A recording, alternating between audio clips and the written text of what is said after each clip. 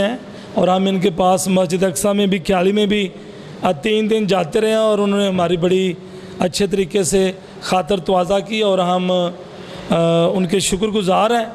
لیکن میں چاہوں گا کہ ہمارے درمیان حکیم جمال صاحب ہیں، اس سے پہلے کہ پاری دلاور صاحب جو ہیں وہ اس پروگرام کو کوآرڈینیٹ کریں، میں چاہوں گا کہ حکیم افضل جمال صاحب آئیں۔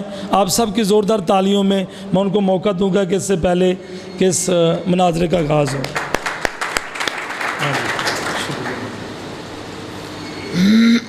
اعوذ باللہ من الشیطان الرجیم، بسم اللہ الرحمن الرحیم۔ تمام دوستوں کے لیے نیک تمنائیں اور نیک خواہشات رکھتے ہوئے آج کے اس بابرکت پروگرام میں، میں اسے بابرکت پروگرام کہوں گا، کیونکہ جو پروگرام، جو مجلس، جو محفل ایک عظیم شخصیت حضرت مسیح علیہ السلام، ایک عظیم اور بابرکت شخصیت کے عنوان پر جو پروگرام، جن کی شخصیت کو سمجھنے کے لیے، اپنی غلط فہمیاں دور کرنے کے لیے، سمجھنے کے لیے، غور کرنے کے لیے جس محفل کا انعقاد ہے، یہ محفل بہت زیادہ بابرکت ہوتی ہے، پہلی بات۔ اور دوسری بات، ہمارے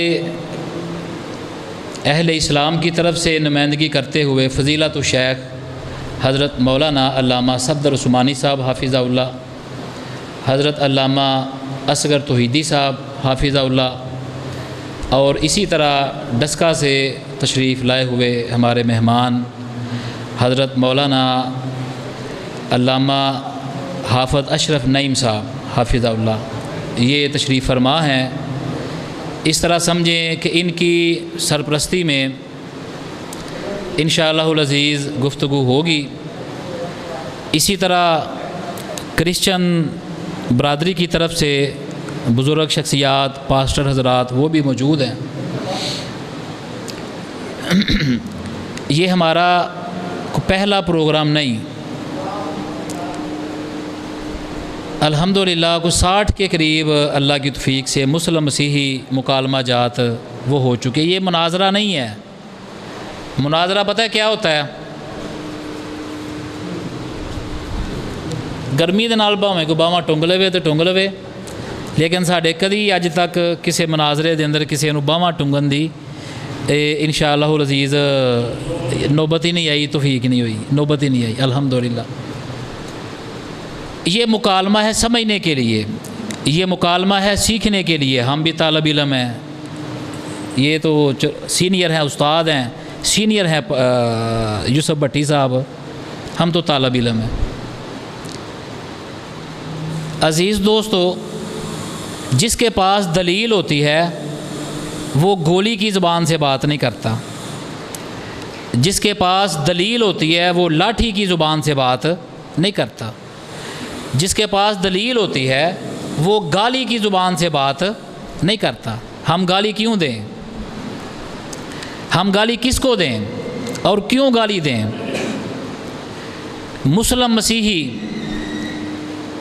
پاکستان بنانے میں جتنا کردار مسلم رہنماؤں کا ہے، مسیحی رہنماؤں کا کردار کسی بھی دور میں وہ نظر انداز نہیں کیا جا سکتا۔ یہ جتنا ہمارا پاکستان ہے اتنا یہ آپ کا بھی پاکستان ہے، جتنا ہم اس کے خیر خواہ ہیں، آپ بھائی بھی پاکستان کے خیر خواہ ہیں۔ اسی مٹی سے آپ نے بھی جنم لیا ہے، اسی مٹی سے ہم نے بھی جنم لیا ہے، اور یہیں پیدا ہوئے، یہی مریں گے، اسی مٹی میں ہم نے جانا ہے۔ عزیز دوستو، ملک پاکستان میں فضا بہت خراب تھی۔ ایک موقع ایسا بھی تھا، ایک وقت ایسا بھی آیا کہ ہمیں بہت زیادہ دور کر دیا گیا۔ میں خراج تحسین پیش کرتا ہوں مسلم اسکالر حکیم محمد عمران ثاقب صاحب، اور اسی طرح کرسچن رہنماؤں کی طرف سے وہ ہمارے دوست پاسٹر حضرات جو اس میدان میں آگے آئے، ہم مل بیٹھے، مسلم مسیحی مکالمہ فورم پاکستان اسے قائم کیا گیا اور مکالمہ کی فضا پیدا کی گئی، اور الحمدللہ بڑے سارے چرچز کراچی تک ہم گئے ہیں، لاہور میں اور ملک کے مختلف حصوں میں ہم گئے، گفتگو کی، پاسٹر حضرات نے گفتگو کے لیے اپنے چرچ حاضر کر دیے، مسلم علماء رہنماؤں نے مساجد کے دروازے کھول دیے، مسجدوں میں بیٹھے، گفتگو ہوئی، اچھے ماحول میں گفتگو ہوئی، اکٹھے بیٹھ کے کھانا کھایا، اکٹھے بیٹھے گفتگو ہوئی، محبت بھری باتیں ہوئی۔ عزیز دوستو، ہم کس بات پر ایک دوسرے کو آنکھیں نکالیں؟ باقی حضرت مولانا حکیم عمران ثاقب صاحب مناظر اسلام حافظ اللہ تعالی وہ اپنی گفتگو فرمائیں گے۔ میری اپیل ہوگی سامعین میں سے کہ کوئی بھی دوست وہ اگر کوئی بات کرنا چاہتا ہے، اپنے جو مناظر ہیں، جو نمائندے ہیں، انہیں کوئی تجویز دینا چاہتا ہے، کوئی قیمتی اس کے پاس رائے ہے، تو وہ پرچی پہ لکھ کے وہ خاموشی کے ساتھ جو معاون دوست ہیں ان تک پہنچا دے۔ درمیان میں مقرر کی جو گفتگو کر رہے ہیں ان کی بات اچھی لگے دونوں طرف سے، ان کا کوئی جملہ بڑا اچھا لگے تو وہ اپنے دل میں ہی آپ نے داد دے دینی ہے، ٹھیک ہے، تاکہ مکالمہ اچھے ماحول میں، صحت مند ماحول میں یہ مکالمہ یہ جاری رہ سکے۔ اور کوئی بھی ساتھی دونوں اطراف میں سے وہ اپنی گفتگو جو ہے درمیان میں موبائل فون وغیرہ یا آپس میں گفت و شنید وہ نہ کریں، سوائے کہ جو مناظر ہیں، گفتگو جو ایک مناظر کر رہا ہے اور دوسرے بیٹھے ہیں سن رہے ہیں، وہ آپس میں کر لیں، آپس میں جو ڈسکس ہے، لیکن سامنے حال میں سے دو ساتھی آپس میں، تاکہ گفتگو کرنے والے اچھے ماحول میں اور یکسوئی سے اپنی بات جو ہے وہ پیش کر سکیں۔ میری یہی گزارشات، اللہ تعالی ہم سب کا حامی و ناصر ہو، اور ہم حضرت مسیح علیہ السلام کی شخصیت انہیں سمجھیں، ان کی شخصیت پر غور کریں، اور یہی میری چند گزارشات تھی۔ اللہ تعالی ہم سب کا حامی و ناصر ہو۔ میں آپ سب کو بہت سلام قبول ہو۔ مسیح میں عزیزو، لفظ ہے ایک سانجھ، ہمارے دیہاتوں میں بھی اور شہروں میں بھی ایسا ہوتا ہے کہ دو گھر والے درمیانی دیوار جو ہے اس پر چھتیں ڈال دیتے ہیں، اور وہ درمیانی دیوار جو ہوتی ہے یہ دونوں گھروں کی سانجھ بن جاتی ہے۔ اب یہ دیوار جو ہے وہ دونوں کو جوڑ کر رکھتی ہے۔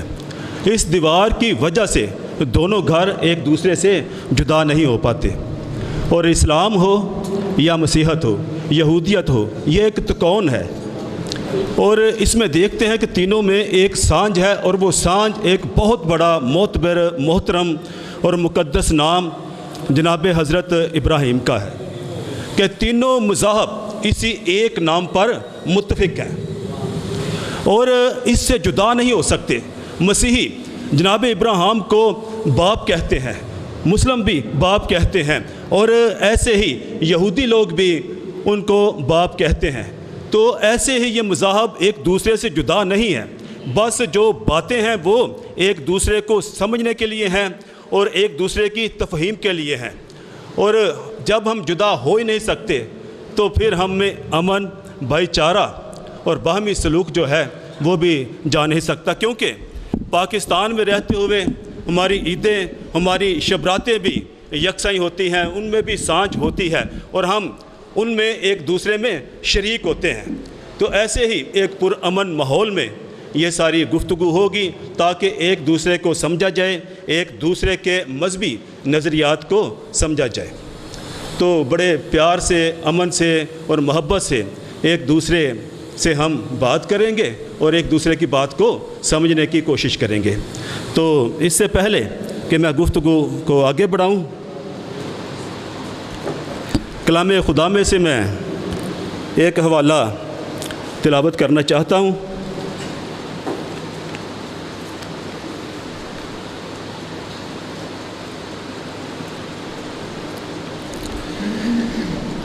عہد جدید میں سے مقدس پالوس رسول کا رومیوں کی کلیسیا کے نام خط، اس کا 5واں باب 12ویں آیت سے 15ویں آیت تک۔ پس جس طرح ایک آدمی کے سبب سے گناہ دنیا میں آیا اور گناہ کے سبب سے موت آئی، اور یوں موت سب آدمیوں میں پھیل گئی، اس لیے کہ سب نے گناہ کیا، کیونکہ شریعت کے دیے جانے تک دنیا میں گناہ تو تھا، مگر جہاں شریعت نہیں وہاں گناہ محسوب نہیں ہوتا۔ تو بھی آدم سے لے کر موسیٰ تک موت نے ان پر بھی بادشاہی کی، جنہوں نے اس آدم کی نافرمانی کی طرح جو آنے والے کا مثیل تھا گناہ نہ کیا تھا۔ لیکن گناہ کا جو حال ہے وہ فضل کی نعمت کا نہیں، کیونکہ جب ایک شخص کے گناہ سے بہت سے آدمی مر گئے تو خدا کا فضل اور اس کی جو بخشش ایک ہی آدمی یعنی یسوع مسیح کے فضل سے پیدا ہوئی، بہت سے آدمیوں پر ضرور ہی افراط سے نازل ہوئی۔ کلام خدا کا پڑھا اور سنا جانا ہم سب کے لیے بڑی برکت کا باعث ہو۔ تو آئیے ہم اپنے اس پروگرام کا باقاعدہ آغاز کرتے ہیں، اور سب سے پہلے جو ایک اصول ٹھہرایا گیا ہے کہ دونوں طرف سے 45 منٹ کے لیے ایک شخص آئے گا، اپنے نظریات کا جو ہے وہ پرچار کرے گا، اور دوسری طرف سے اس کا ڈیفنس جو ہے 45 منٹ میں کیا جائے گا۔ تو سب سے پہلے میں اس طرف سے چاہوں گا کہ جو بھی حضرت آنا چاہیں ان کے لیے وقت ہے۔ جناب حکیم ثاقب عمران صاحب آئیں گے۔ آپ الحمدللہ رب العالمین والصلاة والسلام علی سید الانبیاء والمرسلین، اما بعد فاعوذ باللہ من الشیطان الرجیم، بسم اللہ الرحمن الرحیم۔ قال اللہ تعالی فی کلام المجید والفرقان الحمید، ما المسیح ابن مریم الا رسول قد خلت من قبلہ الرسل وامہ صدیقہ۔ سامعین محترم، میں اپنی معروضات پیش کرنے سے پہلے ایک جملہ کہنا چاہوں گا۔ امتیوں میں سے جو امتی ہیں، امتوں میں سے سارے امتی اکٹھے ہو جائیں نا، میرا عقیدہ، میرا نظریہ یہ ہے، ہم تو یہ ماننے والے ہیں کہ ہمارے ایک صحابی رسول ہیں حضرت ابوبکر صدیق رضی اللہ تعالیٰ، تو سارے امتی جو ہیں رتبہ میں، مقام میں ان کا بھی مقابلہ نہیں کر سکتے۔ اور جو بات ہے سیدنا مسیح ابن مریم کی، تو میں کہتا ہوں سارے امتی جمع ہو جائیں تو سیدنا مسیح ابن مریم کے رتبے میں وہ ان کا مقابلہ نہیں کر سکتے۔ تو نبی ایک بہت بلند مقام ہوتا ہے، خدا کے چنے ہوئے ہوتے ہیں، خدا کے برگزیدہ ہوتے ہیں، خدا کی حضوری میں کھڑے ہوئے ہوتے ہیں۔ تو ہمارا عقیدہ تو یہ ہے کہ تمام نبی جتنے بھی ہیں وہ معصوم ہیں گناہوں سے۔ یہ عنوان رکھنے کی ضرورت کیوں پیش آئی ہے؟ ہم تو یہ مانتے ہیں کہ تمام نبی، وہ حضرت آدم ہوں، وہ ابو الانبیاء راست بازوں کے باپ سیدنا ابراہیم خلیل اللہ ہوں، وہ حضرت موسیٰ ہوں، سیدنا عیسیٰ علیہ السلام ہوں، یا خاتم النبیین حضرت محمد رسول اللہ صلی اللہ علیہ وسلم ہوں۔ ہمارا تو یہ عقیدہ ہے کہ تمام انبیاء گناہوں سے معصوم ہوتے ہیں، ان سے گناہ نہیں ہوتا، اللہ کی حضوری میں ہوتے ہیں وہ، تو خدا ان کو بچا کے رکھتا ہے۔ ہاں، انبیاء جو ہیں ان سے خطا ہو جاتی ہے، بھول چوک میں، چھوٹی غلطی کوئی ہے بھول چوک میں وہ ہو جاتی ہے۔ چونکہ مسیحی حضرات یہ دعویٰ کرتے ہیں کہ جی تمام گناہ گار ہیں، تمام نبیوں کو گناہ گار کہتے ہیں، اور نبیوں سے ایسے بائبل کے اندر ابراہیم علیہ السلام تھے، وہ بت پوجتے رہے، حضرت لوط ہیں، ان کی بیٹیوں نے انہیں مے پلائی، اور وہ حاملہ ہوتی ہے، پہلے دن ایک بیٹی حاملہ ہوتی ہے، دوسرے دن دوسری بیٹی، اور بچے جنتی ہیں۔ حضرت داؤد علیہ السلام تھے، انہوں نے اوریا کی بیوی کے ساتھ جو کیا سو کیا، آپ جانتے ہیں۔ تو بائبل جو ہے یہ انبیاء سے ایسے گناہ منسوب کرتی ہے۔ ہم اہل اسلام تو نبیوں کے بارے میں ایسا سوچنا بھی گناہ سمجھتے ہیں کہ کسی نبی سے، تو میرا عقیدہ واضح ہو جائے کہ سیدنا مسیح ابن مریم معصوم ہیں، اور جس طرح تمام انبیاء معصوم ہیں، اس طرح حضرت مسیح ابن مریم بھی گناہوں سے معصوم ہیں بالکل۔ ہم نے چونکہ دیکھنا ہے بائبل کے تناظر میں، یہ بات جو میں نے کی ہے یہ قرآن کے تناظر میں کی ہے، اسلام کے تناظر میں کی ہے کہ سیدنا مسیح ابن مریم گناہوں سے معصوم ہیں، وجیحاً فی الدنیا والآخرہ ہیں، مگر ہم نے دیکھنا ہے بائبل کے تناظر میں، چونکہ مسیحی حضرات یہ دعویٰ کرتے ہیں کہ سارے گناہ گار ہیں، سارے انبیاء گناہ گار ہیں، کل انسانیت گناہ گار ہے سوائے یسوع مسیح کے۔ اس دعوے کے سامنے جب میں بائبل کو کھولتا ہوں تو بائبل جو ہے وہ مسیحی بھائیوں کے دعوے کا ساتھ نہیں دیتی۔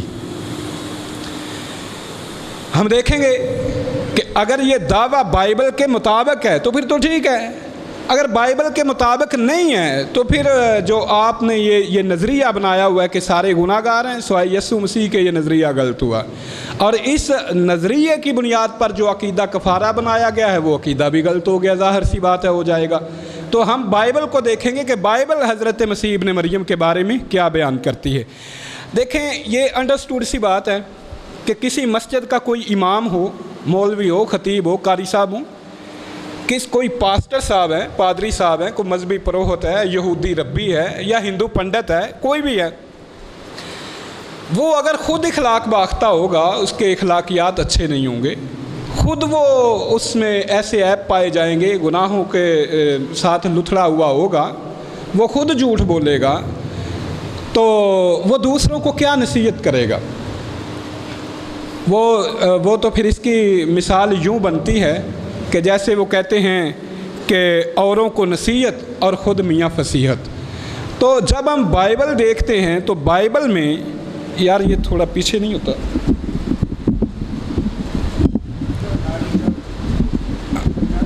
ہاں، تو جب ہم بائبل دیکھتے ہیں تو مسیحی حضرات نے جو دعویٰ کیا ہوا ہے یہ دعویٰ ان کا ساتھ نہیں دیتا۔ میں یہ سمجھتا ہوں کہ بائبل عہد نامہ قدیم میں جو انبیاء سے ایسے واقعات منسوب کیے گئے ہیں، مثلا میں نے ذکر کیا ان کا کہ ابراہیم علیہ السلام بت پوجتے رہے، لوط نے مے پی اور بیٹیوں کے ساتھ جو کیا سو کیا، حضرت داؤد کا، حضرت سلیمان بت پوجنے لگے، اور میں سمجھتا ہوں کہ یہ واقعات جو ہیں یہ یہودیوں نے ان مقدس انبیاء پر الزام لگائے ہوئے ہیں۔ یہودی ایک ایسی قوم تھے، ہم بائبل دیکھتے ہیں تو بائبل کے اندر وہ خدا سے کہتے ہیں کہ خدا تیری جو ہے نا روش راست نہیں ہے، تو جو لوگ خدا سے کو کہہ رہے ہیں کہ تیری روش راست نہیں ہے، وہ نبیوں کو بھلا کیا معاف کرتے۔ بہرحال ہمارا جو آج کا موضوع ہے، ہمیں موضوع کی طرف آتا ہوں، تو دو طریقوں سے میں ثابت کروں گا۔ ایک ہے استدلال، میں پہلے استدلال پیش کروں گا بائبل سے، 7 استدلال پیش کروں گا جن سے یہ ثابت ہوتا ہے کہ حضرت مسیح جو ہے وہ گناہوں سے بائبل کے مطابق، اپنا عقیدہ میں واضح کر چکا ہوں، ہمارے نزدیک وہ معصوم ہے گناہوں سے، بائبل کے نزدیک وہ گناہوں سے معصوم نہیں ہو سکتے۔ اگر معیار بائبل ہے، بائبل کو معیار بنایا جائے تو سیدنا مسیح گناہوں سے معصوم نہیں ہو سکتے۔ میں 7 استدلال پیش کروں گا، اور صرف استدلال نہیں، استدلال جو ہے اس کے بارے میں اس کی کوئی وہ کریں گے، طویل بحر کریں گے، تو جب ہم دیکھیں گے تو صرف استدلال پیش نہیں کروں گا بلکہ نص صریح سے بھی ثابت کروں گا۔ تو میں دونوں طریقے سے ثابت کروں گا انشاءاللہ۔ تو میری پہلی بات یہ ہے، دلیل پہلے جو ہے، میں سب سے پہلے بائبل میں سے میں پڑھنے لگا ہوں، ایوب کی کتاب ہے، ایوب کی کتاب 25:4 میں، انسان کیوں کر خدا کی نظر میں راست ٹھہر سکتا ہے، یہ اصول پیش کیا جا رہا ہے، خدا کی طرف سے بائبل میں لکھا ہوا اصول ہے۔ ایوب کی کتاب ہے، انسان کیوں کر خدا کی نظر میں راست ٹھہر سکتا ہے، یا وہ جو عورت سے پیدا ہوا کیوں کر پاک ہو سکتا ہے۔ یہ بائبل کا اصول ہے، میرا اصول نہیں ہے، یہ قرآن کا اصول نہیں ہے۔ بائبل نے یہ اصول پیش کیا ہے کہ جو عورت سے پیدا ہوا ہے وہ پاک نہیں ہو سکتا، وہ کیوں کر پاک ہو سکتا ہے؟ یہ ایک اصول قائم کیا ہے بائبل میں۔ اور یسوع مسیح کون ہے؟ یسوع مسیح انسان ہے۔ بائبل کہتی ہے کہ مبارک ہے وہ رحم جس میں تو رہا، اور مبارک ہیں وہ چھاتیاں جو تو نے چوسی۔ سیدنا مسیح ابن مریم اپنی ماں کے رحم میں پلے بڑے، وہ پیدا ہوئے، جس طرح بچے اپنی ماں کا دودھ پیتے ہیں دودھ پیا، اس طرح پرورش پائی۔ تو بائبل کے اندر جناب ہم دیکھتے ہیں حضرت مسیح ابن مریم کو کوئی یہ کہتا ہے کہ اے نیک استاد، اس بات کی آپ تائید کر رہے ہیں جو ایوب کی کتاب میں لکھا ہوا ہے نا کہ انسان کیوں کر راست ٹھہر سکتا ہے، یا جو عورت سے پیدا ہوا کیوں کر پاک ہو سکتا ہے۔ حضرت مسیح اس بات کی تائید تصدیق اس طرح کر رہے ہیں کہ ایک شخص آ کے آپ سے کہتا ہے کہ اے نیک استاد، نیک استاد کہتا ہے تو آپ اسے فرماتے ہیں کہ تو مجھے کیوں نیک کہتا ہے، نیک تو کوئی نہیں مگر ایک خدا۔ آپ نے بائبل عہد نامہ قدیم کے اس نظریے کی تصدیق کر دی کہ عورت سے پیدا ہونے والا جو ہوتا ہے وہ پاک نہیں ہو سکتا۔ تو یہ جو بائبل عہد نامہ قدیم کہہ رہا ہے، سیدنا مسیح کو جب کسی نے متی 19:17 ہے، جب کسی نے کہا ہے نیک استاد، تو آپ نے کہا کہ کوئی نیک نہیں سوائے ایک خدا کے۔ تو یسوع مسیح جو ہیں بائبل میں بتاتی ہے کہ یسوع مسیح جو انسان ہیں، تو بائبل کہہ رہی ہے کہ انسان جو ہے وہ ہے کیا کہ وہ راست ہو یا صادق ہو، یہ بائبل کہہ رہی ہے، اصول بائبل کہہ رہی ہے۔ میرا دوسرا استدلال یہ ہے، بائبل ایوب کی کتاب ہے 14:4 کے اندر ہے، ناپاک چیز میں سے پاک چیز کون نکال سکتا ہے؟ کوئی بھی نہیں۔ ایوب کی کتاب کہتی ہے کہ ناپاک چیز میں سے پاک چیز کوئی نہیں نکال سکتا۔ میں عہد نامہ جدید دیکھتا ہوں تو رومیوں 11 باب کی 16 آیت پڑھیے آپ، وہاں لکھا ہے جب نظر کا پہلا پیڑا پاک ٹھہرا تو سارا گوندا ہوا آٹا پاک ہے، اور جب جڑ پاک ہے تو ڈالیاں بھی پاک ہیں۔ بات ٹھیک ہے، جڑ اگر پاک ہے تو شجر اگر طیب ہے تو سارا جو درخت ہے اس کا ڈالیاں ہیں، اس کے پھل ہیں، وہ سارے شجر وہ پاک ہیں۔ اگر جڑ پلید ہے تو وہ سارا پودا ہی پلید ہے۔ یہ اصولی بات ہے، ٹھیک ہے، بالکل صحیح لکھا ہے بائبل میں۔ اب آئے ہم دیکھتے ہیں کہ یسوع مسیح کی جڑ کیا ہے، ہمیں دیکھنا چاہیے بائبل کے مطابق۔ تو جب ہم بائبل کو دیکھتے ہیں تو بائبل میں لکھا ہوا ہے، حضرت مسیح کا ہم شجرہ پڑھتے ہیں متی کی انجیل میں سے، تو جڑ میں کہاں ملتی ہے ذرا دیکھیے، یہودا ہیں، یہودا کی بہو تمر ہے۔ تمر جو ہے وہ اپنے سسر سے بدکاری کرتی ہے، میں تفصیل نہیں بیان کروں گا، آپ جانتے ہیں۔ تمر جو ہے اپنے سسر سے بدکاری کرتی ہے، اس بدکاری سے 2 جڑواں بچے پیدا ہوتے ہیں، ایک کا نام ہے زارے، ایک کا نام فارس ہے۔ یہ واقعہ پیدائش 38-28 کے اندر موجود ہے۔ یہ جڑواں بچے پیدا ہوتے ہیں، اور جب ہم شجرہ دیکھتے ہیں تو اس فارس کی اولاد سے حضرت مسیح ابن مریم ہے۔ تو یہ جو فارس ہے یہ آپ کے جد امجد ہیں، یہ فارس جو تمر کے بیٹے ہیں، یہ فارس جو یہودا اور تمر کی بدکاری کی وجہ سے پیدا ہوتے ہیں، تو آپ جڑ یہ ہے۔ اب بائبل کہتی ہے کہ اگر جڑ ناپاک ہے تو پودا ناپاک ہے۔ بائبل کہتی ہے کہ اگر آٹا گندا ہوا پاک ہے تو اس کا پیڑا بھی پاک ہے۔ تو بالکل ٹھیک ہے، جب ہمیں یہ آٹا ہی اب ہم دیکھ رہے ہیں کہ یہ جو ہے یہودا اور تمر، یہ تو آٹا ہی ناپاک ہے۔ جب ہم یہ پودا دیکھتے ہیں یہودا اور تمر، تو یہ تو شجر ہی جو ہے یہ ناپاک ہے۔ تو اس میں سے اس کا جڑ، اس کی ڈالیاں، اس کے پتے کیسے پاک ہو سکتے ہیں؟ یہ بائبل کا اصول ہے، میں نے نہیں بنایا۔ اچھا آگے چلیں، صرف یہی نہیں، جب ہم آگے چلتے ہیں تو اسی شجرہ میں قیم صاحب مطالعاتی شاید 24-19 بوعز نام کی ایک عورت ہے، 24-19 2419 सफ़ा, हाँ 2419। तो जब हम देखते हैं कि बूअज़ ये राहब का बेटा है।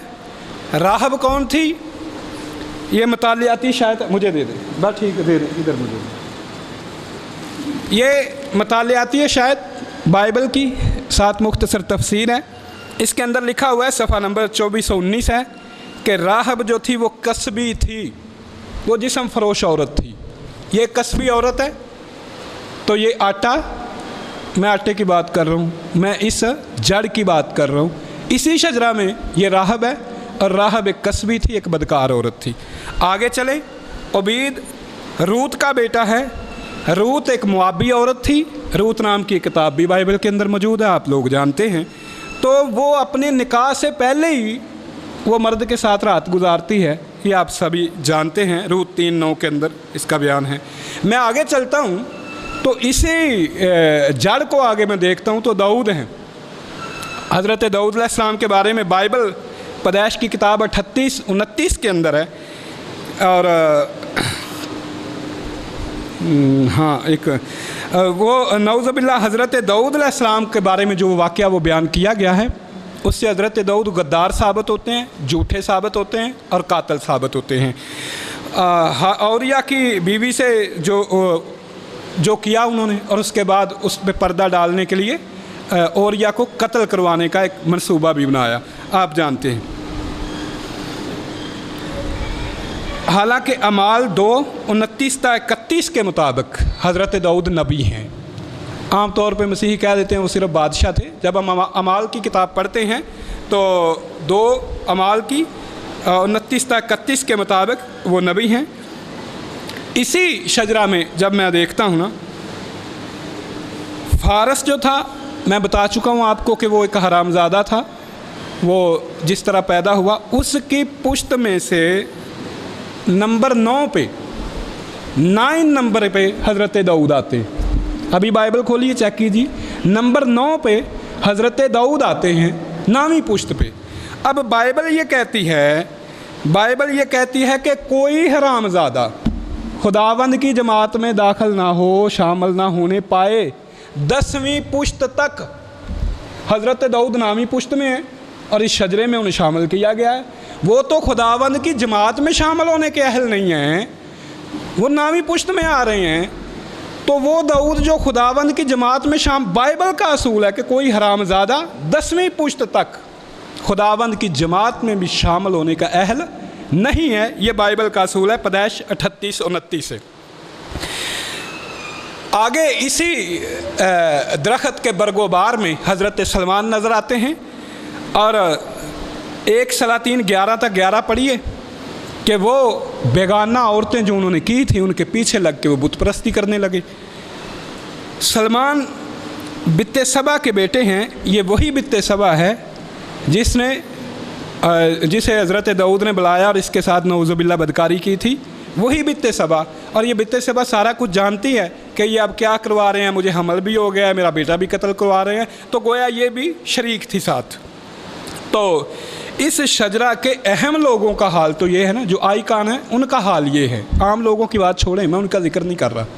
जो बड़े नाम है इस शजरा में, उनका हाल ये है। तो जब ये पूरा आटा ही पाक नहीं है तो इसका एक पेड़ा कैसे पाक हो सकता है? जब ये पूरा शजर ही जो है, इसकी जाड़ी पाक नहीं है, तो इस शजर का एक फल जो है वो कैसे पाक हो सकता है? ये मेरा इस्तदलाल है, बाइबल का असूल है, असूल मैंने नहीं बनाया। मेरा तीसरा इस्तदलाल ये है, सैयदना मसीह इब्न मरियम, वो जो हैं यस्सु अल मसीह ने यूहन्ना इस्तबागी से बिप्तिस्मा लिया। बाइबल खोलिए, उन्होंने बिप्तिस्मा लिया। मत्ती बाब 3, मरकस 1:1-8 और लूका 3:1-13, यूहन्ना 19:28। आप देखिए, ये बिप्तिस्मा आज भी बिप्तिस्मा लिया जाता है, आप सभी जानते हैं। क्यों लिया जाता है? गुनाहों का इकरार करके तौबा का बिप्तिस्मा था। मत्ती 3:6 है, तौबा मत्ती 3:3 है, गुनाहों का इकरार मत्ती 3:6 है। बिप्तिस्मा कब देते थे यूहन्ना? जब कोई अपने गुनाहों का इकरार करता था और आइंदा तौबा करता था اور آئندہ گناہ نہ کرنے کا عہد کرتا تھا تو بپتسمہ لیا جاتا تھا۔ سیدنا مسیح ابن مریم یہ گناہوں کا بپتسمہ لیتے ہیں، یہ میں نے تو نہیں لکھا، متی لکھ رہے ہیں، جناب مرکز لکھ رہے ہیں، جناب لوکا لکھ رہے ہیں۔ تو بپتسمہ لینا، گناہوں کا بپتسمہ لینا، تو جب وہ گناہوں کا بپتسمہ لے رہے ہیں تو آپ بائبل کے خلاف کیوں دعوے کرتے ہیں کہ یسوع مسیح معصوم ہے، جب آپ کی بائبل آپ کا ساتھ نہیں دے رہی ہے؟ اگر وہ معصوم ہوتے تو گناہوں کا بپتسمہ نہ لیتے۔ یسوع نے یوحنا سے بپتسمہ لیا، اور یسوع کی گواہی یہ ہے کہ میں تم سے سچ کہتا ہوں۔ کیوں لیا یوحنا سے بپتسمہ؟ ان کی گواہی یہ ہے، میں تم سے سچ کہتا ہوں کہ جو عورتوں سے پیدا ہوئے، جتنے عورتوں سے پیدا ہوئے، ان میں سے یوحنا بپتسمہ دینے والے سے بڑا کوئی نہیں۔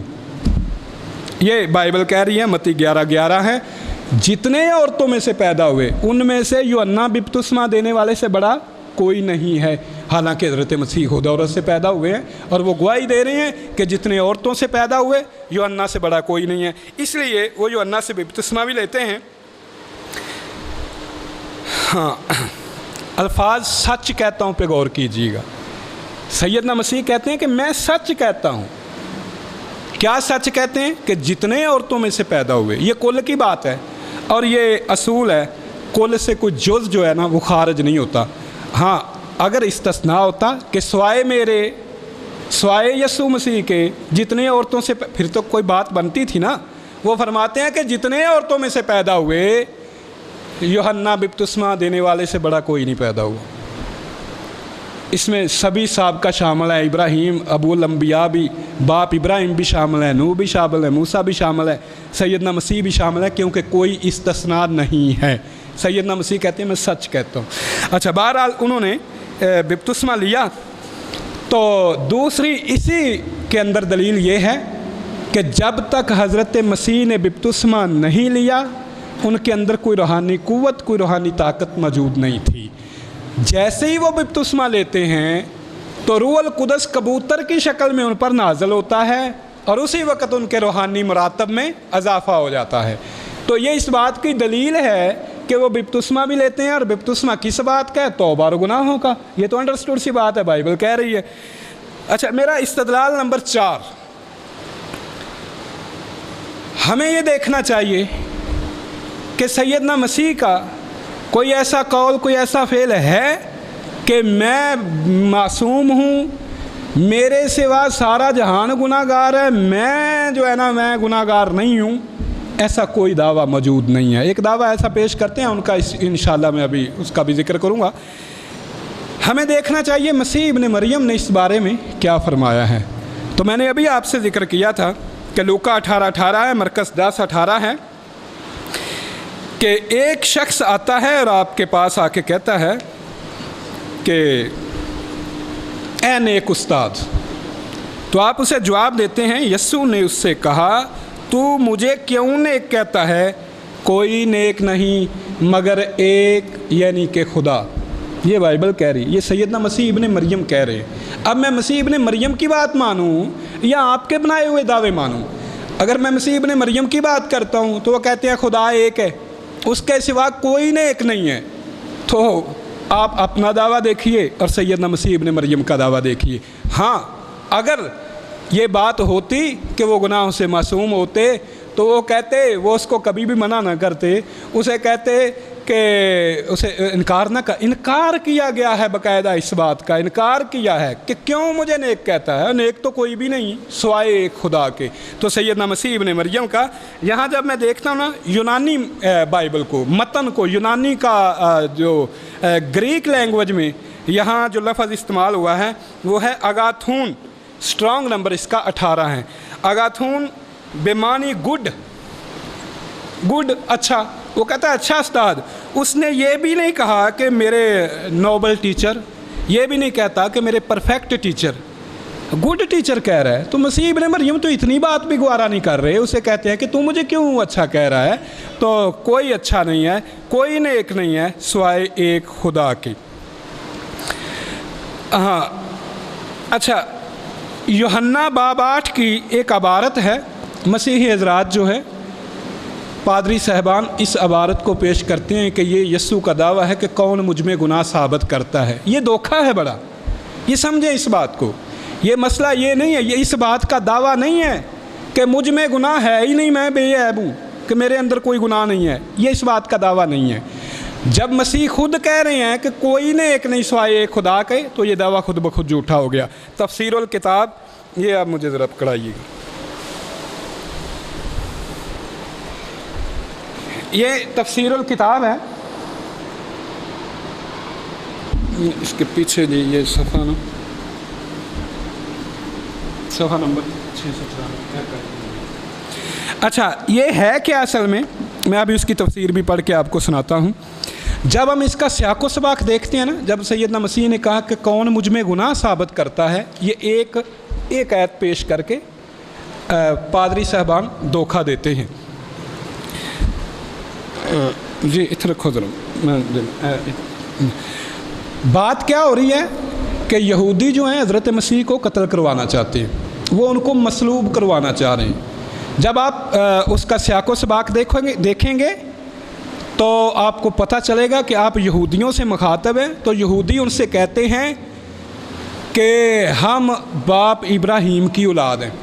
तो हज़रत मसीह उनको जवाब देते हैं कि तुम इब्राहीम की औलाद हो तो फिर इब्राहीम जैसे काम करो। अगर तुम इब्राहीम की औलाद हो तो फिर इब्राहीम जैसे काम क्यों नहीं करते? ये इब्राहीम अलैहिस्सलाम का काम है कि किसी बेगुनाह को इल्ज़ाम लगा के कत्ल करवा देना। तुम में कौन है जो मुझ में गुनाह साबित करता है? किस बात का? वो यहूदी उन्हें कत्ल करवाना चाह रहे थे। इसका मतलब ये है कि मुझ में कोई जुर्म ऐसा है नहीं, गुनाह ऐसा है नहीं कि जिस गुनाह की वजह से मुझे मसलूब किया जाए, जिस गुनाह की वजह से मुझे सूली दी जाए। ये थी बात असल में। आप पूरा सियाको सबाक पढ़ें, एक टुकड़ा लेके धोखा देना ये मुनासिब बात नहीं है। ये तफसीरुल किताब, ये जनाब तफसीरुल किताब है, ये इसका सफ़ा नंबर 654 है। अच्छा, मैं यहाँ से थोड़ा पढ़ता हूँ। जो तफसीर मैंने की है, ये मैंने ख़ुद तफसीर नहीं की, ये जनाब तफसीरुल किताब ने ये तफसीर की है इसकी। वो लिखते हैं कि तुम में कौन, मैं ज़रा शुरू से पढ़ता हूँ। वो उन्हें दिखाना चाहता था कि तुम्हारी बेदीनी बेवजह और नामकूल है। वो सही फ़ैसले पर पहुँचने के लिए एक अहम बात कहता है। अगर वो गलती पर है तो इसे इल्ज़ाम क्यों नहीं देते? तुम में कौन मुझ पर गुनाह साबित करता है? उनके इल्ज़ामात कीने के बायस थे और बेबुनियाद थे, बिल्कुल झूठे थे। वो मुनसिफ जो उसे सज़ाए मौत दे रहा था, उसने भी इकरार किया कि मैं इसका कुछ जुर्म नहीं पाता। तो गुनाह का जुर्म न ठहरने का एक ही तरीका है कि गुनाह ना करो। अच्छा, जब ये पूरा पढ़े आप सियाको सबाक से, तो उनसे यहूदियों से ये मुखातब हैं और ये कत्ल की बात हो रही है कि वो उन्हें कत्ल करवाना चाह रहे हैं। वो कहते हैं भाई मुझे क्यों कत्ल करवाना चाहते हो? क्या इब्राहीम का ये तरीका था कि किसी के ऊपर बहतान लगाया जाए और झूठा फतवा लगाया जाए और उसको सूली दे दिया जाए? ये इब्राहीम का तरीका है। अगर तुम अपने बाप इब्राहीम के होते तो उसके जैसे काम करते। मेरा क्या जुर्म है, क्या गुनाह है मेरा कि जिस वजह से तुम मुझे कत्ल करवाना चाहते हो? ये एक बात थी। जैसे मैं कहता हूँ, कोई शख्स कहता है कि कोई कई गुनाह होंगे उसके किसी शख्स के, तो वो कहता है कि भाई मुझ में कोई ऐसा गुनाह नहीं जिस वजह से मुझे सज़ाए मौत मिले। ज़ाहिर है सज़ाए मौत के लिए एक ख़ास जुर्म होता है। तो ये ख़ास जुर्म के तनाज़ुर में बात की जा रही है।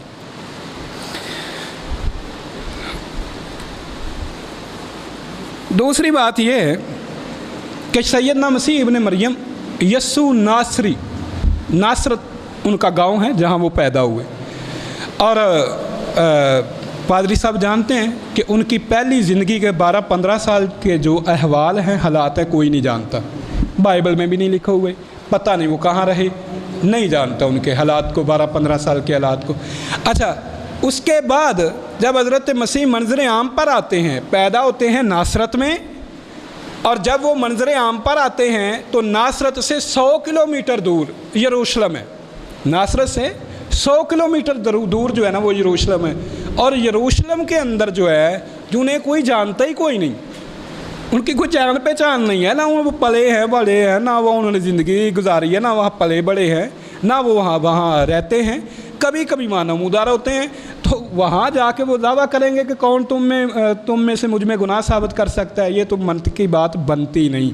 हाँ, दावा एक है میں آپ کو بتاتا ہوں کہ ان لوگوں کے سامنے جن کی شہر میں پیدا ہوئے، جن کے محلے میں رہے، جن کے سامنے ساری زندگی گزاری، اور جن کے سامنے ان کو بلایا کوہ صفا پہ اور انہیں کہا کہ میری جوانی تمہارے سامنے گزری، بچپن تمہارے سامنے گزرا، میری زندگی تمہارے سامنے گزری، حل وجدتمونی صادقاً او کاذبا، میری زندگی تمہارے سامنے گزری ہے، آؤ میرے اوپر کوئی نشان رکھو، کوئی گناہ نکالو۔ اس کو کہتے ہیں دعویٰ۔ یہ حضرت محمد صلی اللہ علیہ وسلم نے دعویٰ کیا تھا ان کے سامنے جن کے سامنے زندگی گزاری تھی۔ تو یسوع مسیح ناصرت میں پیدا ہوئے، 100 کلومیٹر دور یروشلم میں جا کے ابتدائی زندگی کے 15-20 سال جانتا ہی کوئی نہیں، کہاں گزرے کیسے گزرے پتہ ہی کوئی نہیں کسی کو۔ آپ مسیحی حضرات کہتے ہیں پوشیدگی کے سال کا نام ان کو دے دیتے ہیں، تو یہ دعویٰ ویسے ہی مذاق بن جائے گا۔ لہٰذا یہ اس طرح کا یہ پادریوں کی بنائی ہوئی بات ہے، مسیح نے ایسا کوئی دعویٰ نہیں کیا۔ یہ جو دعویٰ تھا نا، کون مجھ میں گناہ ثابت کرتا ہے، یہ خاص تناظر ہے۔ یہودیوں سے کہہ رہے ہیں کہ میرا کوئی ایسا گناہ نہیں جس وجہ سے تم مجھے قتل کروانا چاہتے ہو، یہ خاص بات تھی۔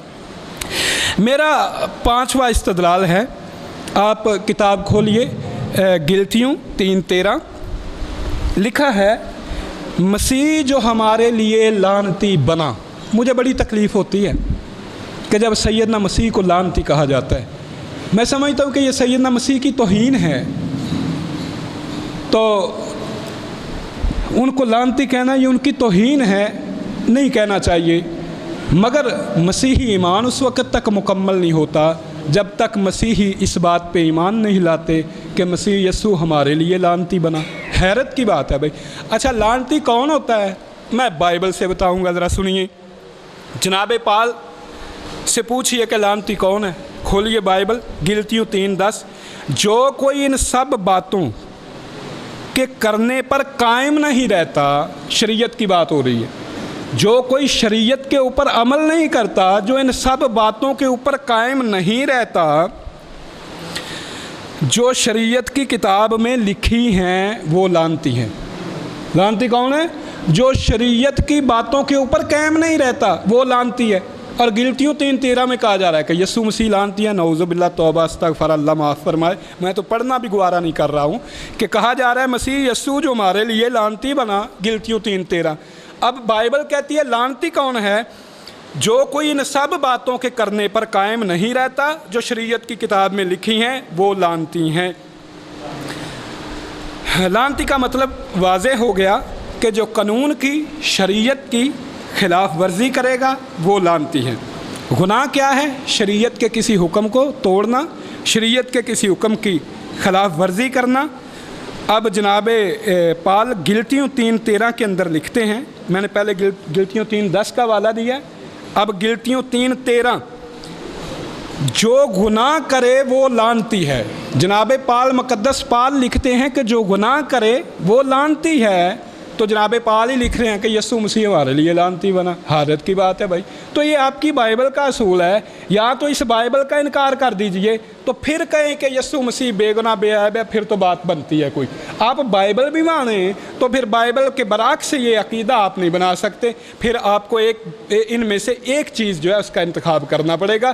بائبل کے مطابق لعنتی وہ ہے جو شریعت کے حکم کی خلاف ورزی کرتا ہے، جو شریعت کے حکموں کو توڑتا ہے، اور لعنتی وہ ہے جو گناہ کرتا ہے۔ یہ گلتیوں 3:10، گلتیوں 3:13۔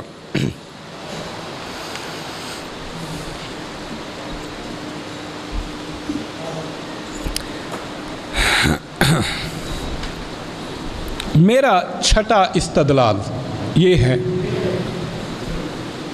گناہ کی مزدوری موت ہے۔ یہ اصول بائبل نے پیش کیے، یہ اصول میں نے نہیں بنایا، یہ اصول بائبل نے پیش کیا ہے کہ گناہ کی مزدوری موت ہے۔ رومیوں 6:3 کے اندر چاروں انجیلیں اس بات پر متفق ہیں۔ برکت کا الٹ پھٹکار خدا کی رحمت سے جی یہ ہو گیا، یہ تو اچھا وہ لعنت کی ابھی بات کر رہے تھے، وہ لعنت کیا ہے جی؟ برکت کا الٹ ہے، پھٹکار ہے، خدا کی رحمت سے دوری ہے، یہ کاموسل کتاب ہے۔ تو جب ہم یسوع مسیح کو نعوذ باللہ لعنتی مان لیں گے تو پھر وہ خدا کا ممسوح نہیں ہو سکتا، फिर खुदा का ममसूह कोई और होगा, लिहाजा आपको ये मानना पड़ेगा कि यीशु मसीह लानती नहीं थे। ये जो बाइबल में लिखा है गलत लिखा हुआ है। तो अगर आप उनको लानती मानते हैं नऊज़ुबिल्लाह, तो फिर आपको मानना पड़ेगा कि वो गुनाहगार भी थे, वो खुदा के ममसूह भी ना थे। तो मैं अगली बात कर रहा था, छठा इस्तदलाल मेरा, कि गुनाह की मजदूरी मौत है। चारों अंजीलें कहती हैं कि यीशु मसीह को सलीब पर मौत आई। गुनाह की मजदूरी मौत। कभी आपने इस जुमले पे गौर किया? आपने लाखों बार सुना होगा, कई बार सुना होगा, हर संडे को सुनते होंगे, चर्च में आते हैं इबादत के लिए, हर संडे को सुनते होंगे। गुनाह की मजदूरी मौत है। क्या मतलब है इसको? कि मौत उसको आएगी जो गुनाह करेगा, जो गुनाह नहीं करता उसके लिए मौत नहीं है। ये असूल आपकी बाइबल का है, मेरा तो नहीं है, मैंने तो नहीं बनाया। तो बाइबल कह रही है कि गुनाह की मजदूरी मौत है, और फिर बाइबल कह रही है कि यीशु मसीह को मौत आई, वो 3 दिन कब्र में रहा और वो उसमें दफन भी रहा, और फिर मौत तो आई ना, बहरहाल मुर्दों में से जी उठा। ये तो बाद की बात है ना। तो कोई गुनाह किया ना, मौत आने का सबब, क्योंकि मौत आने का सबब गुनाह है। अगली बात हम करते हैं, याकूब का खत है 1:13, पहला बाब है और 13 उसकी आयत है। ज़रा पढ़िए। आप पास्टर्स रात से भी बाइबल सुनते हैं, आप मुझसे भी सुने, कुछ मैं भी आपको सुनाऊं बाइबल में से। मेरे फाजल दोस्त, मेरे मुआवन कह रहे हैं, औरों से कहा तुमने, औरों से सुना तुमने, कुछ हमसे कहा होता, कुछ हमसे सुना होता। तो बात दुरुस्त है। याकूब 1:13 है, हर शख्स अपनी ख्वाहिशों में खींचकर और फंस कर आजमाया जाता है। ये मेरा इस्तदलाल 6 है, वही मैं बात कर रहा हूँ, गुनाह की मजदूरी मौत वाली। मैं उसको ये अपने इस्तदलाल को तक़वियत देने के लिए मैं बात कर रहा हूँ कि हर शख्स अपनी ख्वाहिशों में खींचकर और फंस कर आजमाया जाता है, फिर ख्वाहिश हामला होकर गुनाह को जनती है, और गुनाह जब बढ़ चुका तो मौत पैदा करता है। ये वही बात है जो रोमियो 6:3 में है कि गुनाह की मजदूरी मौत है। तो जनाब याकूब ने हमें बताया कि जब ख्वाहिशात इंसान की बढ़ जाती हैं ना, तो अपनी ख्वाहिश में वो खींच कर फंस जाता है। जब ख्वाहिशात में फंस जाता है तो फिर उसकी आजमाइश आती है। जब उसकी आजमाइश होती है तो फिर वो जो है ना ख्वाहिशात वो हामला होकर गुनाह को जन्म देती हैं, और जब गुनाह बढ़ जाता है तो मौत वाक़या होती है। ये मेरा असूल नहीं है, बाइबल का असूल है। या तो आप इस असूल को इनकार कर दीजिए, इस बाइबल का इनकार कर दीजिए, या इनकार कर दीजिए कि यीशु मसीह को मौत नहीं आई। आप ये बाइबल का असूल भी माने, ये भी माने कि यीशु को मौत आई। मती कहते हैं मौत आई, उसने सलीब के ऊपर कहा एली एली लेमा शबक्तनी। मरकस कहते हैं उन्हें मौत आई। लूका कहते हैं उसने सलीब के ऊपर कहा लूही लूही लेमा शबक्तनी, और ये कह के उसने जान दे दी। फिर क्या हुआ? मौत आई, 3 वो कब्र में दफन हुए। तो भाई यहाँ तो अपनी इस बाइबल का इनकार कर दो जो कहती है कि मौत का सबब गुनाह है, तो या यीशु मसीह की मौत का इनकार कर दो। इन दो में से आपको एक बात मानना पड़ेगी। बहरहाल अच्छा, हम देखते हैं कि यीशु मसीह की इब्लीस से आजमाइश होती है। अभी आपने जनाब याकूब ने आपको बताया कि आजमाइश क्यों होती है, कि जब इंसान अपनी ख्वाहिशों में खिंचकर फंस जाता है, फिर वो फिर ख्वाहिश हामला होकर गुनाह को जनती। तो गुनाह बढ़ चुका, यही ये आजमाइश की भी ये वजह है। तो हम ये देखते हैं कि यीशु मसीह की आजमाइश भी होती है। आजमाइश तब होती है जब इंसान अपनी ख्वाहिशात में फंस जाता है, तब फिर आजमाइश हामला होकर गुनाह को जनती है। यीशु मसीह की आजमाइश भी हो रही है इब्लीस से। 40 दिन आजमाइश हुई है, आप जानते हैं, बाइबल में लिखा हुआ है। अच्छा, फिर यीशु मसीह को मौत भी आई है। भाई आपकी बाइबल का असूल ये है कि जो आजमाया जाता है वो अपनी ख्वाहिशों के सबब आजमाया जाता है। आपकी बाइबल का असूल ये है कि जब गुनाह करता है उसको मौत आती है। तो यीशु को मौत आई। मेरा ये छठा इस्तदलाल था। हाँ, इसकी तायीद जो है ना, हम देखते हैं तो ऐहदनामा कदीम से भी होती है इसी बात की कि जो गुनाह करता है उसको मौत आएगी। ऐहदनामा कदीम में लिखा है कि जो जान गुनाह करती है वही मरेगी। बेटा बाप के गुनाह का बोझ ना उठाएगा اور نہ باپ بیٹے کے گناہ کا بوجھ. صادق کی صداقت اسی کے لیے ہوگی اور شریر کی شرارت شریر کے لیے. بس بائبل کے اصول کے مطابق اگر یسوع کو موت آئی ہے، میں تو نہیں مانتا موت آئی ہے، میرا عقیدہ تو یہ ہے کہ وما قتلوہ وما صلبوہ ولکن شبہ لہ، کہ نہ وہ قتل ہوئے نہ مصلوب ہوئے، بلکہ اللہ نے ان کو شبے میں ڈال دیا. بل رفع اللہ، بلکہ اللہ نے ان کو اپنی طرف اٹھا لیا. میرا عقیدہ یہ ہے کہ بغیر موت کے وہ آسمان پر اٹھائے گئے ہیں. آپ کا عقیدہ یہ ہے کہ موت آئی ہے، موت کے بعد زندہ ہوئے پھر آسمان پر اٹھائے گئے ہیں. تو اگر آپ نے موت ماننی ہے تو پھر آپ کو ماننا پڑے گا کہ جناب یسوع مسیح بے گناہ نہیں تھے. اگلی بات، پوائنٹ نمبر 7، میرا 7واں استدلال ہے کہ شریر صادق کا فدیہ ہوگا اور دغا باز راست بازوں کے بدلے میں دیا جائے گا. مثال 21-28 ہے. یسوع مسیح فدیہ ہے. اب یہ دیکھیں، شریر صادق کا فدیہ ہوگا، صادق شریر کا فدیہ نہیں ہے. کھولیں پوری بائبل، میں یہاں چیلنج کرتا ہوں، ایک حوالہ بائبل میں سے مجھے پیش کر دیں کہ صادق شریر کا فدیہ ہو. نہیں، شریر صادق کا فدیہ ہے. تو شریر صادق کا فدیہ ہوگا اور دغا باز راست بازوں کے بدلہ میں دیا جائے گا. امثال 21-18. یسوع مسیح فدیہ ہے. متی 20-28 آپ پڑھیے. ابن آدم اس لیے نہیں آیا کہ خدمت لے، بلکہ اس لیے کہ خدمت کرے اور اپنی جان بتھیروں کے بدلے میں فدیہ میں دے. تو ایک تیموتھیوس 2:6 کے اندر لکھا ہے کہ یسوع نے اپنے آپ کو فدیہ میں دے دیا. تو بائبل کا اصول یہ ہے کہ شریر صادق کا فدیہ ہوگا. تو بھائی آپ نے تو یسوع مسیح کو شریر بنا دیا، نعوذ باللہ. آپ کی اپنی بائبل کا اصول، یا اس بائبل کا انکار کر دیجئے یا اپنا اس بنائے ہوئے عقیدے کا انکار کر دیجئے. بہرحال آپ کو ایک چیز رکھنی ہوگی. میں نے 7 استدلال پیش کیے ہیں جس سے معلوم ہوتا ہے کہ یسوع بے گناہ بے عیب نہ تھے. اب میں صرف استدلال نہیں، صریح نص پیش کرتا ہوں، نص صریح سے ثابت کرتا ہوں کہ یسوع بے عیب بے گناہ نہیں تھے. اب تک استدلال تھے، اب واضح نصوص پیش کرنے لگا ہوں.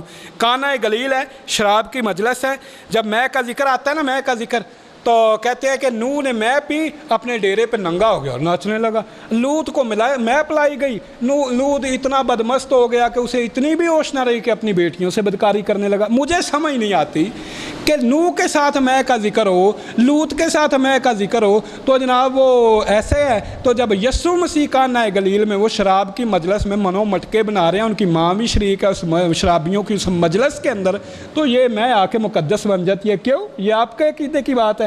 کیوں بھئی آپ کی میں سونے کی یا ان کی پیتل کی تھی؟ یہ کیا بات ہوئی بھئی؟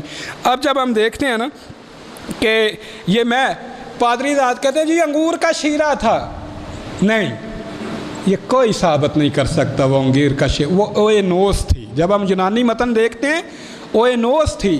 آپ دیکھیں اسٹرانگ کا نمبر 3631. اور جب ہم دیکھتے ہیں نا جناب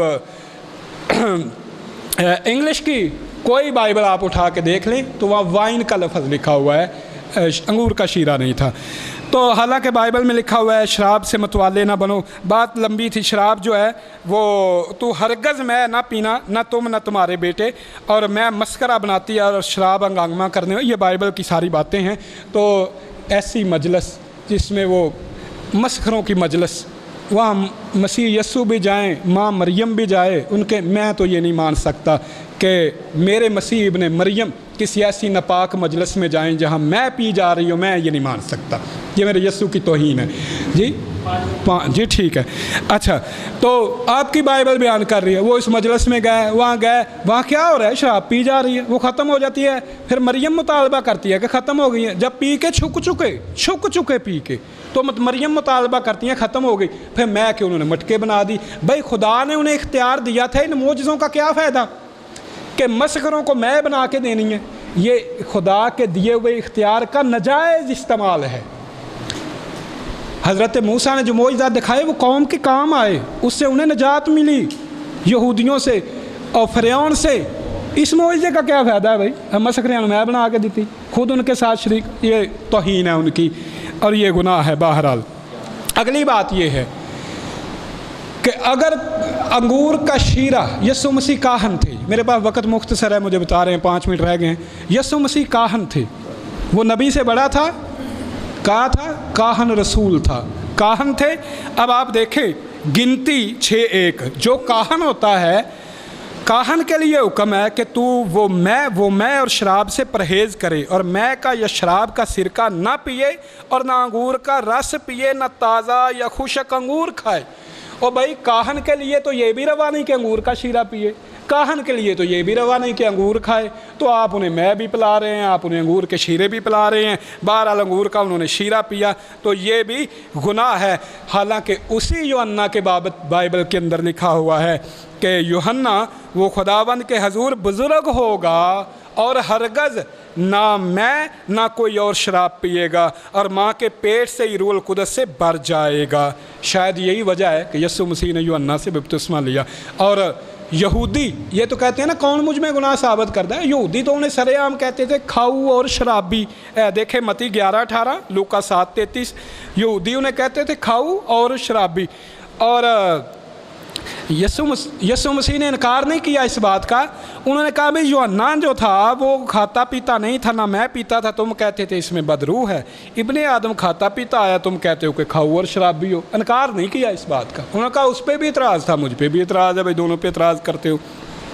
अच्छा, मरते वक्त भी शराब, आपने बड़ा होगा ना, सिरका चुसाया गया। वो सिरका नहीं था मेरे भाइयों, ये तर्जमा की गड़बड़ है। जब आप अंग्रेज़ी देखोगे ना या आप यूनानी का मतन देखोगे, वो एक घटिया किस्म की शराब थी, खट्टी शराब होती थी, सिरके से बनाई जाती थी।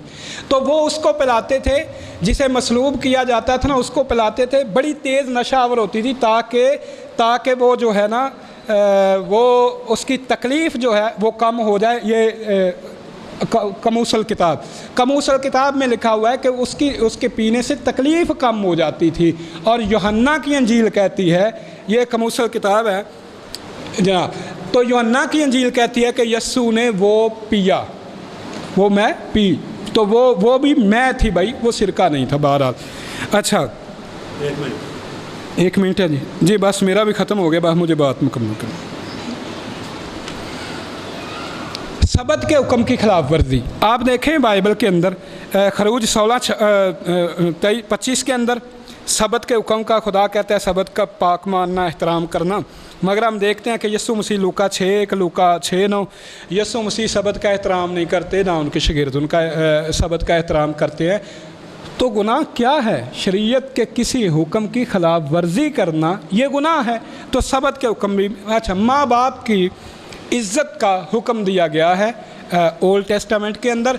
10 कमांडमेंट के अंदर माँ बाप की इज़्ज़त का हुक्म दिया गया है। तो अपने बाप और अपनी माँ की इज़्ज़त करना खरूज 20 बार है। हम देखते हैं कि काना गलील की मजलिस में यीशु अपनी माँ से कहते हैं ऐ औरत। ये मामला इतना सादा नहीं है कि पादरी साहब कह दें जी उन्होंने कहा था मुअज़्ज़ज़ खतून, इतना सादा मामला नहीं। वो औरत जो ज़ना में ऐन फेल के वक़्त पकड़ी गई है, यीशु मसीह उसको कहते हैं ऐ औरत। वो औरत जो यीशु मसीह से शिफा लेने के लिए आती है और जो कहती है कि टेबल के नीचे से कुत्ते भी खा लेते हैं, वो औरत, उसे यीशु कहते हैं ऐ औरत। तो भाई उनको भी एक जो जना में पकड़ी गई है उसको भी ये ऐ औरत कहना, अपनी माँ को भी ऐ औरत कह रहे हैं, ये कहाँ का इंसाफ है? इससे भी बड़ी बात यीशु मसीह जो हैं, जी बस ये मैं अपनी ये बात पूरी कर लूँ, मेरा भी बाकी रहता है, मैं अगली दफ़ा पूरा करूँगा, बस मैं ये पूरी करूँगा। इससे आगे बढ़ के एक दफ़ा उनकी वालदा और उनके भाई उन्हें ढूंढते हुए आते हैं। एक किसी जगह में मजलिस थी, वहाँ बैठे हुए हैं वो। तो कोई आके उन्हें पैगाम देता है कि यीशु तेरी वालदा और तेरे भाई तुझे ढूंढते हुए, वो तुझे तलाश कर रहे हैं। तो यीशु मसीह जवाब क्या देते हैं? कौन है मेरी माँ, कौन है मेरे भाई? और अपने शागिर्दों की तरफ हाथ बढ़ाकर कहा देखो मेरी माँ और मेरे भाई ये हैं। लूका 12:46-50। माँ मानने से इनकार कर रहे हैं। क्या मतलब, इससे बड़ी गुस्ताखी क्या हो सकती है? तो ये तुरात के हुक्म की ये खिलाफ वर्जी है। मेरा वक्त ख़त्म हो गया है, 2-4 मेरी बातें थी, मैं आइंदा बयान करूँगा। बहुत शुक्रिया।